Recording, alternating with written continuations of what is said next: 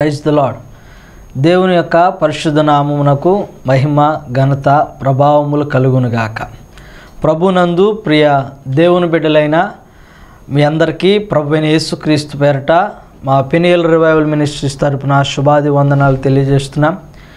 ఈ యొక్క పెనియలు ఉజ్జీవం అనేటువంటి ఈ యొక్క టీవీ కార్యక్రమమునకు మీరు ఎంతగానో మమ్మల్ని బలపరుస్తున్న విధానాన్ని బట్టి ప్రభునామాన్ని బట్టి మేము ఎంతగానో స్తుతిస్తూ మరొకసారి మీకు వందనాలు తెలియజేస్తున్నాం. గత వారంలో విన్న వర్తమానము కన్నా దేవుడు మరొక రీతిలో ఒక ప్రత్యేకమైనటువంటి అనుభవ రీతిలో దేవుడు మనందరిని బలపరచడానికి పరిశుద్ధాత్మ దేవుడు మనకు ఎంతగానో సహాయపడుతున్నాడు. అయితే దేవుని యొక్క సన్నిధానంలో మనం ఆయనకు చేస్తున్నటువంటి ప్రార్థన, ఆయన సన్నిధానంలోనికి వెళ్తున్న, ఆయన మందిరంలోనికి అడుగు పెడుతున్న, వాక్యం వింటున్నా, ఉపదేశాలు ఎన్నెన్నో వింటున్నా, దేవుని యొక్క వాక్యమును ధ్యానం చేస్తున్నా, ప్రతిదీ మనము దేవునితో ఒక సహవాసాన్ని కలిగించేటట్లుగా మనకు కనపడాలి. దేవుడు అబ్రహాముతో నిబంధన చేసినప్పుడు ఆ నిబంధనను స్థిరపరిచినటువంటి వాడు ఇశ్రాయేలు ప్రజలతో కూడా దేవుడు తెలియచేసినటువంటి మాట ఏంటంటే, మీరందరూ యాజకుల వలె ఉండాలని. యాజకులుగా మార్చబడ్డం అంటే ఆ దినాల్లో లేవీలకు యాజకత్వం ఉండేది. అయితే ఇశ్రాయేలు ప్రజలు కూడా యాజకులుగా మార్చబడాలని దేవుడు ఎందుకు తలంచాడు అంటే, యాజకులు అంటే దేవునితో కనెక్ట్ అవ్వడం, దేవునితో డైరెక్ట్గా మాట్లాడతాం. అలాగనే దేవుని యొక్క సన్నిధానంలో మనమందరము దేవునితో కలవాలని ఆయన ఆశ కలిగి ఉన్నాడు. దేవునికి స్తోత్రం కలుగును గాక. అయితే బైబిల్ గ్రంథంలో కూడా చాలామంది దేవుని కలిసినటువంటి వారు ఉన్నారు. దేవునితో కలిసి వారు విజయాలు పొందినటువంటి వారు ఉన్నారు. దేవునికి స్తోత్రం కలుగును గాక. మనము జక్కయ్యను చూడగలుగుతాం. జక్కయ్య దేవుని చూడాలనేటువంటి ఆశ కలిగాడు. ఆయన మేడి చెట్టు ఎక్కినప్పుడు దేవుడు అతను చూసి, జక్కయ్య నువ్వు దిగిరా, నేను నీ ఇంట ఉండవలసినదని దేవుడు జక్కయ్యతో పలికినప్పుడు జక్కయ్య ఆ మేడి చెట్టు దిగి వచ్చాడు. నువ్వు ఎక్కిన చెట్టు మంచిది కాదు, ఈరోజు నేను నీ ఇంటికి వస్తాను, నీ ఇంటికి రక్షణ. ఆ విధమైనటువంటి రక్షణ అనుభవంలో నడిపించబడినటువంటి జక్కయ్య ప్రభు సన్నిధానంలో ఆయన దేవుని కలుసుకోవడాన్ని బట్టి ఒక రక్షణ అనుభవంలోనికి నడిపించబడ్డాడు. అలాగే హింసకుడు, దూషకుడు, హానికరుడైనటువంటి సౌలు దమస్కు మార్గంలో దేవుని కలుసుకున్నప్పుడు అతని జీవితం కూడా మార్చబడినట్లుగా మనం చూడగలుగుతున్నాం. అలాగే తన యొక్క జీవితంలో ఎవరికీ చెప్పుకోలేనటువంటి బాధతో బాధపడుతున్నటువంటి ఒక సమరయ స్త్రీ దేవుని యొక్క వస్త్రమును ఆయన కలిసి ఆయన వస్త్రమును తాకినప్పుడు ఆయనలో ఉన్నటువంటి ఆ యొక్క మహిమ ఆ బిడ్డలోనికి వెళ్ళటం మనం చూడగలుగుతున్నాం. దేవునికి స్తోత్రం కలుగును గాక. ప్రియులారా, ఆ యొక్క రక్తస్రావంతో బాధపడుతున్నటువంటి ఆ స్త్రీ ఎప్పుడైతే దేవుని వస్త్రాన్ని తాకిందో, అలాగే ఈ సమరయ స్త్రీ తన జీవితంలో అప్పుడు వరకు మార్పు లేని తన జీవితాన్ని దేవుని కలవడాన్ని బట్టి అతని జీవితం ఎలాగ మార్చబడిందో బైబిల్ గ్రంథంలో ఇలా చాలామంది దేవుని కలుసుకొని దేవుని యొక్క విజయాలు పొందుకున్నట్లుగా మనం చూడగలుగుతాం. అలాగే మీకు ప్రత్యేకంగా ఒక వ్యక్తిని మీకు జ్ఞాపకం చేసి దేవుని యొక్క వాక్యంలో మనం ముందుకు వెళ్దాం. ఆదికాండము 32వ అధ్యాయము 24-25 వచనాలు మనం చూద్దాం ఒకసారి. యాకోబు ఒక్కడిగా మిగిలిపోయాను, ఒక నరుడు తెల్లవారు వరకు అతనితో పెనుగులాడెను, తాను అతను గెలవకుండుట చూచి తొడగూటి మీద అతన్ని కొట్టెను. దేవునికి స్తోత్రం కలుగును గాక. ప్రియులారా, ఇక్కడ యాకోబు ఒక్కడిగా ఉన్నటువంటి సందర్భంలో, ఒక్కడిగా ఉన్నటువంటి సమయంలో దేవునితో పెనుగులాడడం మొదలుపెట్టాడు. అంటే పెనుగులాడడం అంటే ఒక విధంగా చెప్పాలంటే మనం కుస్తీ పోటీలు అలాంటివి చూస్తూ ఉంటాం, భుజాలతో తోసుకోవడం కానీ ఇలాంటివి మనం చూస్తూ ఉంటాం. అయితే పెనుగులాడటం అనేది ఏంటంటే ఒక పోటీ జరగడం. ఎవరెవరికి మధ్య ఈ పోటీ జరుగుతుందంటే దేవునికిను యాకోబుకి. ఈయన ఏమన్నాడు అంటే, యాకోబు నువ్వు నన్ను ఆశీర్వదిస్తేనే కానీ నేను నిన్ను పోనివ్వను. ఈయన దేవునితో ఆ విధమైనటువంటి పెనుగులాడుతున్నాడు. అతని యొక్క కాలుగూడు జారిపోయినప్పటికీ, అతని యొక్క తొడ జారిపోయినప్పటికీ నువ్వు నన్ను ఆశీర్వదిస్తే కానీ నేను వదిలిపెట్టను అంటే ఇక్కడ దేవునిని కలిశాడు. ఇక్కడ దేవుణ్ణి కలిసి ఆయన దేవునితో పెనుగులాడుతున్నట్లుగా, దేవునితో పోరాడుతున్నట్లుగా మనం చూడగలుగుతున్నాం. అలాగే ప్రభు సన్నిధానంలో మనము దేవునితో కలవాలి అంటే మనం వ్యక్తిగతంగా దేవునితో మనం ప్రత్యేకమైనటువంటి అనుభవం మనం నడిపించబడేటువంటి వారముగా ఉండాలి. అలాగే దేవుని యొక్క వాక్యం సెలవిస్తుంది కదా, నీవు నీ గదిలోనికి వెళ్ళి తలుపు వేసుకొని రహస్యమందు చూచుచున్న నీ తండ్రికి, అంటే వ్యక్తిగతంగా నీవు నీ దేవుని కలవాలి, దేవునితో పోరాడేటువంటి అనుభవంలో నువ్వు నడిపించబడాలి. ఆ విధంగా నువ్వు ఎప్పుడైతే నువ్వు నడిపించబడతావో అప్పుడు దేవుడు నీ కుటుంబంలో మరి నీ జీవితాలలో ప్రత్యేకమైనటువంటి ఆధ్యాత్మికమైనటువంటి ఆశీర్వాదాలతో దేవుడు నింపుతాడు. దేవునికి స్తోత్రం కలుగును గాక. అయితే ఇక్కడ మనం ప్రత్యేకంగా దేవుని కలుసుకున్నటువంటి ఈ యొక్క యాకోబు అతని జీవితంలో ఆయన కోరుకుంటున్నది ఏంటంటే, నేను నా తండ్రి ఇంటికి వెళ్ళాలి, నేను నా తండ్రి దేశానికి వెళ్ళాలి. ఒక పక్కేమో అన్నేమో అసమాధానముతో ఇతను చంపాలని ఎదురు చూస్తున్నప్పుడు దేవునితో ఒక నిబంధన చేయబడినటువంటి వాడుగా ఉన్నాడు కదా, దేవునితో ఒక ప్రత్యేకమైనటువంటి అనుభవం నడిపించబడినటువంటి వాడుగా, దేవుని యొక్క దర్శనాన్ని పొందుకున్నటువంటి వాడుగా, బేతేలు అనుభవం కలిగినటువంటి వాడుగా, నిబంధన పొందుకున్నటువంటి వాడుగా ఉన్నటువంటి యాకోబు దేవుని యొక్క సన్నిధానంలో మరలా ఈ పెనియేలు అనుభవం దగ్గర అతని జీవితం మార్చబడితేనే కానీ, అంటే ఇక్కడ దేవుని కలుసుకున్న తర్వాత యాకోబు నుండి ఇశ్రాయేలుగా మార్చబడిన తర్వాత అతని జీవితం మరొక ఎత్తుగా దేవుడు ఆశీర్వదించడం మొదలుపెట్టాడు. దేవునికి స్తోత్రం కలుగును గాక. అలాగే మనం ప్రభు యొక్క సన్నిధానంలో దేవునితో అదే అనుభవం కలిగినటువంటి వారముగా ఉండాలి. మనం దేవుని యొక్క సన్నిధానంలో దేవుని కలుసుకునేటట్లుగా ఉండాలి. దేవుని యొక్క సన్నిధానంలో దేవుని సన్నిధిలో మనం పోరాడేటువంటి వారముగా ఉండాలి. ఒకవేళ అసమాధానంతో ఉన్నా, లేకపోతే ఏదైనా అవసరతలో ఉన్నా, నువ్వేదైనా కష్టంలో ఉన్నా, నువ్వేదైనా ఇబ్బందుల్లో ఉన్నా, లేకపోతే నువ్వు పలానా సమస్యలను బట్టి నువ్వు నడుస్తున్నప్పటికీ నువ్వు దేవుని ఎప్పుడైతే యాకోబు వలె నువ్వు కలుసుకుంటావో, యాకోబు వలె నువ్వు పోరాడుతావో, యాకోబు వలె దేవునికి ఆయన పాదాలు పట్టుకొని, అయ్యా నీ సన్నిధానం నేను పొందుకుంటేనే కానీ నేను విడిచిపెట్టను అని నువ్వు ఎప్పుడైతే ఆయన పాదాలు పట్టుకుంటావో అప్పుడు దేవుడు నిన్ను ఆశీర్వదిస్తాడు. ఈ దినాల్లో మనం ఎలా ప్రార్థన చేస్తామో తెలుసా? దేవుని యొక్క సన్నిధానంలో వస్తాం, ఏదో స్తుతి స్తోత్రం అంటాం, ఇక ఆమేన్ అంటాం. దేవుని యొక్క సన్నిధి ఏదో నామకార్థంగా వెళ్తాం. నీకు ఏదైనా కష్టం వచ్చిందనుకోండి, అయ్యగారు ప్రార్థన చేయండి, అయ్యగారికి చెప్తావు. నీకు ఏదైనా శ్రమ వచ్చిందనుకో, నీకు తెలిసిన వరకు అయ్యా మా గురించి ప్రార్థన చేయండి అంటావు. దేవుడు ఏమన్నాడంటే, నీకు అసాధ్యమైనది ఏదీ లేదు, నువ్వు విశ్వాసమును బట్టి ఆయన నామాన్ని బట్టి కనుక ప్రార్థన చేస్తే దేవుడు యాకోబుకి ఇచ్చినటువంటి గొప్ప విజయం, యాకోబుకి ఇచ్చినటువంటి సమాధానం, యాకోబుకి ఇచ్చినటువంటి ఆ యొక్క దీవెన దేవుడు నీ కుటుంబంలో అలాగే అనుగ్రహిస్తాడు. దేవునికి స్తోత్రం కలుగును గాక. మరొక మాటను మీకు జ్ఞాపకం చేస్తాడు.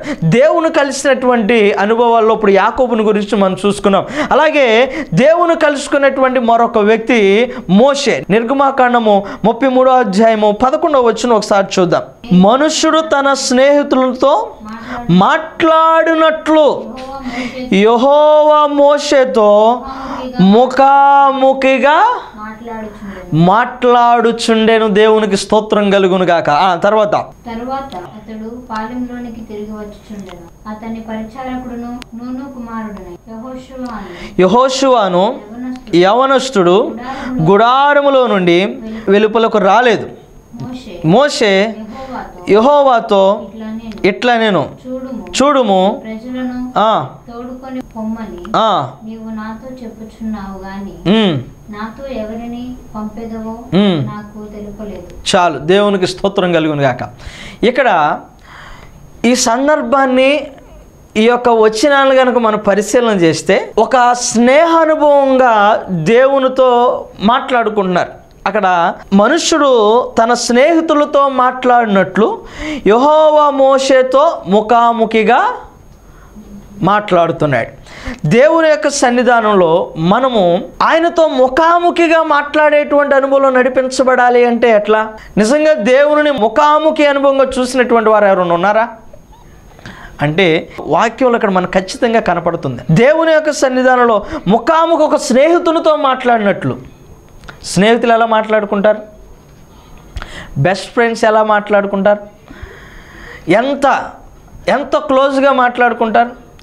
ఎంత చక్కగా భుజాల మీద చేతులు వేసుకొని చక్కగా ప్రేమగా సమాధానాలు చెప్తూ, ప్రేమగా మాట్లాడుతూ, ప్రేమగా నడిపించబడుతూ ఏ విధంగా స్నేహితులు ముందుకు వెళ్తారో అలాగే దేవుడు మోషే కూడా ఆ విధమైనటువంటి స్నేహాన్ని కలిగి ఉన్నాడు.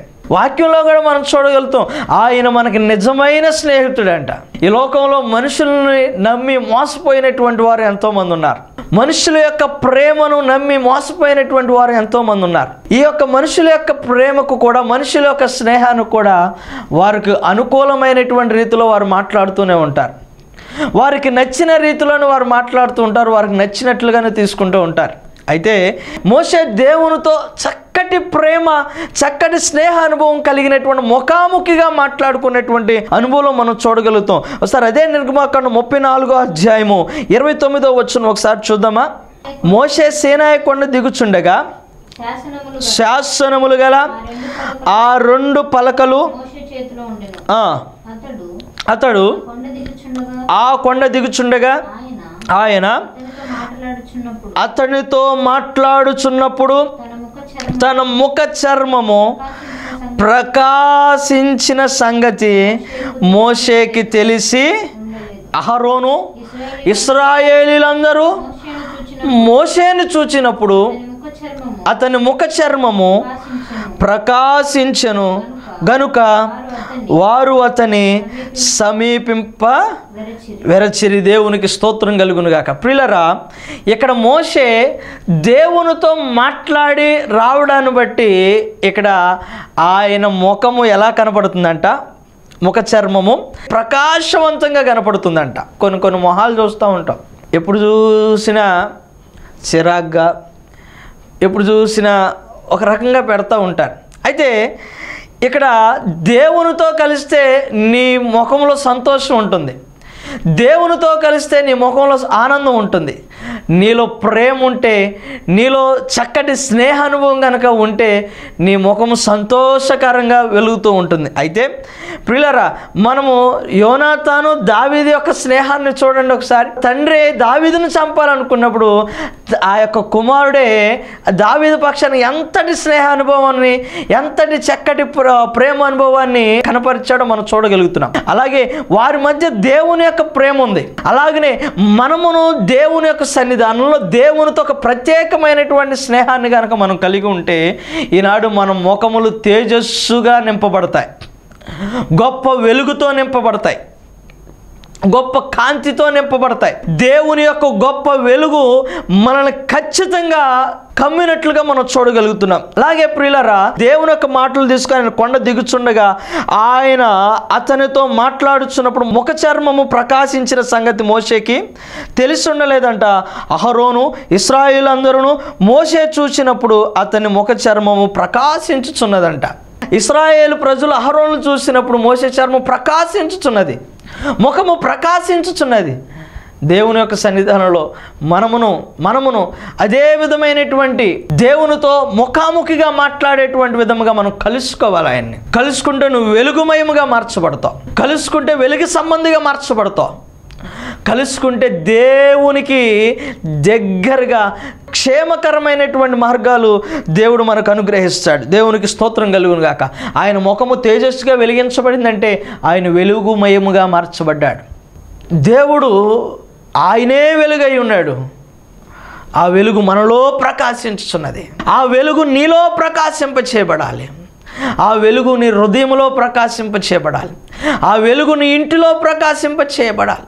నీ ఇంటిలో ఏ చీకటి శక్తులు ఉండకూడదో, నీ ఇంటిలో ఏ విధమైనటువంటి బలహీనతలు ఉండకూడదో, నీ జీవితంలో ఏ చీకటి సంబంధమైనటువంటి క్రియకు అవకాశం ఉండకూడదు, నీ జీవితంలో ఏ చీకటి సంబంధమైన దానికి దేనికి ప్రాముఖ్యత ఇవ్వకూడదు.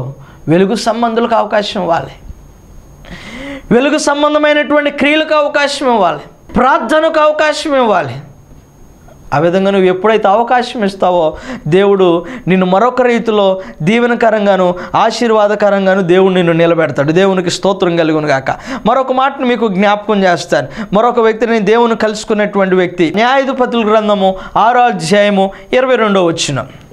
గిద్యోను ఆయన యెహోవా దూత అని తెలుసుకొని ఆహాహా నా ఏలినవాడా యెహోవా ఇందుకే కదా నేను ముఖాముఖిగా యెహోవా దూతను చూచితినెను. దేవునికి స్తోత్రం కలుగునుగాక. ఇక్కడ గిద్యోను దేవుని దూతను, యెహోవా దూతను ముఖాముఖిగా చూశాడంట. మనం ప్రభు సన్నిధానంలో చాలాసార్లు బైబిల్ గ్రంథంలో దేవుని యొక్క దూత, యెహోవా దూత అని పలికినప్పుడు అక్కడ కుమారుడైనటువంటి ప్రభు అయిన యేసుక్రీస్తు వారిని మనము జ్ఞాపకం చేసుకోవాలి. ఎందుకంటే మోషేని దేవుడు కలిసి మాట్లాడాడు. అలాగే ఇక్కడ గిద్యోనును కూడా దేవుడే కలిశాడు. ఎలా కలిసాడు? ముఖాముఖిగా. ఇందాక మనం మోషేని బట్టి మాట్లాడుకున్నప్పుడు వారు స్నేహితుల్లాగా ముఖాముఖిగా మాట్లాడారు. దేవునికి స్తోత్రం కలుగును గాక. వారు స్నేహితుల్లాగా ముఖాముఖిగా మాట్లాడుకున్నట్టుగా ఇక్కడ గిద్యోను కూడా అంటున్నాడు కదా, యెహోవా దూత అని తెలుసుకొని, ఆహాహా నా ఏలినవాడా యెహోవా ఇందుకే కదా నేను ముఖాముఖిగా యెహోవా దూత చూచితినెను. ఎంత గొప్పగా చెప్తున్నాడు చూడండి. ఆహాహా.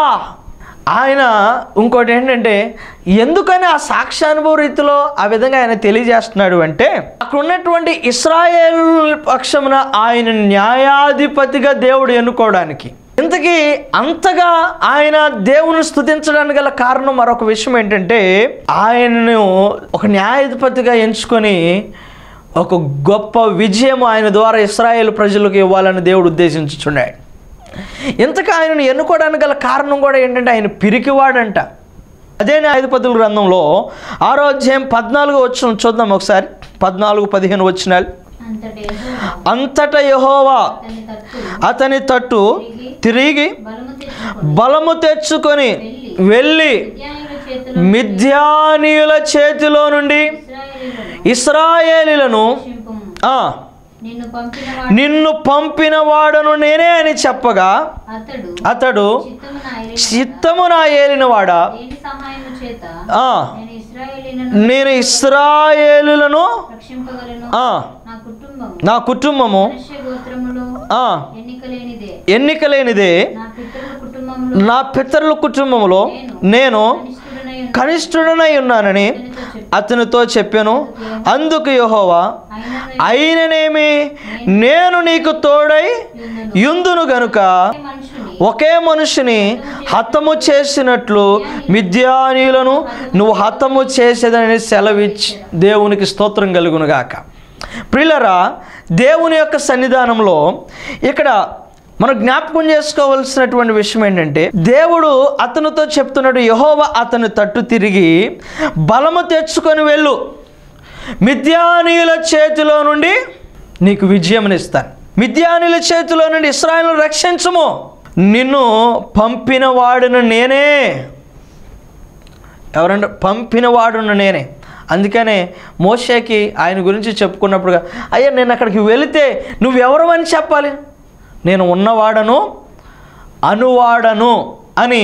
ఎలాగైతే దేవుని యొక్క సన్నిధానంలో మోషేకి దేవుడు పరిచయం చేసుకున్నాడో అలాగనే ఇక్కడ గిద్యోనుకు కూడా అలాగనే పరిచయం చేసుకున్నాడు. అందుకని ఆయన ఏమంటున్నాడంటే, అయ్యా మా యొక్క గోత్రము చిన్నది, మా పితరులలో నేను కనిష్ఠుడను, ఇది నా వల్ల కాదయ్యా అని అంటే, దేవుడు ఏమన్నాడంటే, నేను నీకు తోడై ఉన్నాను. ఒక్క మనిషిని చంపినట్లుగా మిద్యానీయులను నువ్వు హతము చేస్తావు, ఒక మనిషిని హతము చేసినట్లుగా మిద్యానీయులను నువ్వు చంపివేస్తావు. ప్రియులారా, దేవుని యొక్క సన్నిధానంలో ఆయన అలాంటి విజయాన్ని పొందుకున్నాడు అంటే, గిద్యోను కూడా దేవునితో కలిశాడు. దేవుని కలుసుకున్నప్పుడు ఆయన విజయాన్ని చూడగలిగాడు. ఈరోజు దేవుని యొక్క సన్నిధానంలో అదే విజయం మన జీవితంలో జరగాలి అంటే మనము దేవుని వైపు తిరగాలి, దేవుని కలుసుకోవాలి. ఎక్కడ కలుసుకుంటామంటే దేవుని యొక్క మందిరంలో ఆయన కలుసుకుంటాం, దేవుని వాక్యానుసారంగా కలుసుకుంటాం. అందుకని ఆదియందు వాక్యమున్నను, వాక్యము దేవుని యొద్దను, వాక్యమే దేవుడై ఉండనని దేవుని యొక్క వాక్యము సెలవిచ్చుచున్నప్పుడు, దేవుని వాక్యము నీవు చదివి ధ్యానం చేస్తున్నప్పుడు, వాక్యానుసారంగా నువ్వు నడుస్తున్నప్పుడు, వాక్యమును హృదయంలోనికి నువ్వు అవకాశం ఇచ్చినప్పుడు దేవుని కలుసుకున్నట్లుగా దేవుడు ఒక ప్రత్యేకమైనటువంటి అనుభవంలో దేవుడు నిన్ను నడిపింపజేస్తాడు. ప్రియులారా, దేవుని యొక్క సన్నిధానంలో మనము దేవుని యొక్క బిడ్డలుగా మనం నడిపించబడ్డానికి నువ్వు ప్రత్యేకమైనటువంటి అనుభవం ఆయన కలుసుకోవడానికి నువ్వు ప్రయత్నం చేయాలి. ఎలాగైతే మోషే దేవుని కలుసుకున్నాడు, ఎలాగైతే యాకోబు దేవుని కలుసుకున్నాడు, ఎలాగైతే గిద్యోను దేవుని కలుసుకున్నాడు, ఈరోజు నువ్వును కూడా దేవుని కలుసుకోవాలి. ఈరోజు నేను కూడా దేవుని కలుసుకోవాలి. ఎందుకంటే నువ్వు ఆయనను కలుసుకున్నప్పుడు దేవునికి విజయాన్ని ఇస్తాడు. నువ్వు కలుసుకున్నప్పుడు దేవుడు నిన్ను నీ ముఖము వెలుగుమయముగా మారుస్తాడు. నువ్వు ఆయనను కలుసుకున్నప్పుడు దేవుని జీవితాన్నే మార్చేస్తాడు. జక్కయ్య ఇంట్లో దేవుడు అడుగు పెట్టినట్లుగా నువ్వు వాక్యానికి అవకాశం వేసే నీ ఇంట్లో అడుగు పెడతాడు. సమర స్త్రీతో దేవుడు మాట్లాడి ఆవిడ హృదయాన్ని ఎప్పుడైతే విప్పిందో ఆవిడ జీవితాన్ని దేవుడు మార్చాడు. ఈరోజు మన జీవితాల్లో మనము మార్పు చెందడానికి, మనం మారు మనసు పొందడానికి దేవుని యొక్క సన్నిధానంలో మనం ఆయన వైపు తిరగాలి, ఆయనను కలుసుకోవాలి. ఆయనను కలుసుకుంటే ఖచ్చితంగా గొప్ప విజయానం అనేది మనం ప్రభు సన్నిధానంలో మనం చూడగలుగుతాం. దేవునికి స్తోత్రం కలుగును గాక. ప్రియులారా, ప్రభు సన్నిధానంలో దేవుని మనం కలుసుకున్నప్పుడు గొప్ప విజయాలు మనం చూడగలుగుతాం. దేవుని కలుసుకున్నప్పుడు మనం వెలుగుమయంగా మార్చబడతాం. దేవుని కలుసుకున్నప్పుడు మన పరిస్థితులు మార్చబడతాయి. ఈ దినాల్లో మనం ఎవరినెవరినో కలవడానికి చూస్తాం, ఎవరినెవరినో మనం దగ్గరికి అవ్వాలని చూస్తూ ఉంటాం. ఎప్పుడైనా ఏసై దగ్గరకు అవ్వాలని చూసుకున్నావా? ఏసై మనసు ఏంటో తెలుసుకుందామని చూసావా? ఎప్పుడు ఏసైకి దగ్గరగా మార్చబడాలని చూసావా? నువ్వు ఎప్పుడైతే దేవునికి ఆ విధంగా నువ్వు మార్చబడతావో దేవుని పరిస్థితిని మారుస్తాడు, దేవుని హృదయాన్ని మారుస్తాడు, నీ హృదయాన్ని కడతాడు. ఆయన సన్నిధానంలో నువ్వు వాడబడితే ఉన్నతమైనటువంటి స్థాయిలో దేవుడిని నిలబెడతాడు. అటు కృపను దేవుడు మనందరికీ అనుగ్రహించునుగాక. ప్రార్థన చేసుకుందాం. దయగల మా ప్రభువా, కృపగల తండ్రి, నీ ఘనమైన శ్రేష్టమైన నామాన్ని బట్టి కృతజ్ఞతలు. ప్రభా, తన పెనియలు ఉజ్జీవం ఈ యొక్క ప్రార్థన కార్యక్రమం ద్వారా జరుగుతున్నటువంటి ఈ యొక్క టీవీ ప్రోగ్రాంలో ఈ వర్తమానం వింటున్న ప్రతి వారిని మీరు దర్శించండి. ప్రభా, ఎలాగైతే యాకోబు నిన్ను కలుసుకున్నాడో, ఎలాగైతే ప్రభా తను నీకు మోషే నీతో ముఖాముఖిగా ఒక మనుషుడు స్నేహితునితో మాట్లాడినట్టుగా మాట్లాడాడో, ఎలాగైతే గిద్యోను నీతో ముఖాముఖిగా మాట్లాడాడో, అయా తండ్రి నీకు ఇది నేను చిన్నవాడినయ్యా, నేను కనిష్ఠుడినయ్యా, మేము ఎన్నికలేనటువంటి వారమయ్యా, ఇది నేను ఎలా చేయగలుగుతానంటే, అందుకని మీరు అన్నారు కదా, అయ్యా తండ్రి నీకు వందనాలు స్తోత్రాలు, నేను నీకు తోడై ఉంటానన్నట్లుగా ప్రభా తండ్రి నీకు మీరు మాకు తోడై ఉన్నవారై ఉన్నారు, మీరు మాకు విజయమునిచ్చేవారై ఉన్నారు, మీరు మాకు బలమునిచ్చేవారై ఉన్నారు, మీరు మాకు అన్ని విషయాల్లో నాయన సహాయం అనుగ్రహించేవారై ఉన్నారు. అయ్యా తండ్రి నీ వర్తమానం ప్రభా ఎవరైతే విన్నారో ప్రతి హృదయాన్ని మీరు దర్శించి ప్రతి ఒక్క జీవితాన్ని అయా ప్రభా తండ్రి నీకు మీరు కట్టమని ప్రార్థన చేస్తున్నాం. తండ్రి ప్రతి విధమైన చీకటి సంబంధాలు లయపరచబడాలి, గొప్ప విజయముతో నింపబడాలి, గొప్ప దీవెనతో నింపబడాలి, గొప్ప ఆశీర్వాదంతో ప్రభా నడిపించబడిన సహాయమును దయచేసి కృపలో వర్ధిల్లింపచేయండి. సియోనులను మీరు ఆశీర్వదించమని అయా తండ్రి నీకు వందనాలు స్తుతులు స్తోత్రం. మరలా తండ్రి ఈ యొక్క కార్యక్రమమును కలుసుకున్నంత వరకు అయా నీ కృపయు నీ క్షేమము నీ సమాధానమును మాకును మా కుటుంబాలకు అనుగ్రహించి నడిపించి వర్ధిల్లింపచేయమని యేసు పరిశుద్ధ నామములో అడిగి వేడుకొనుచున్నాము తండ్రి, ఆమెన్.